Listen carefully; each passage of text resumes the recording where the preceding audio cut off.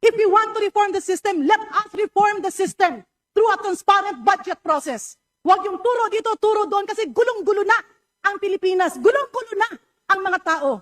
Let's base our comments, our statements on facts. Sino po ang unang may responsibilidad? Ang Pangulo. 2023, CAA, sinalaula ng Kongreso.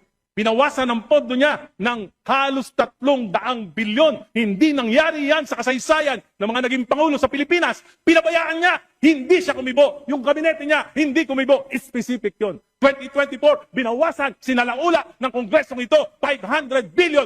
Binawasan ng President's budget, hindi kumibo ang Presidente, hindi kumibo ang ating mga kabinete.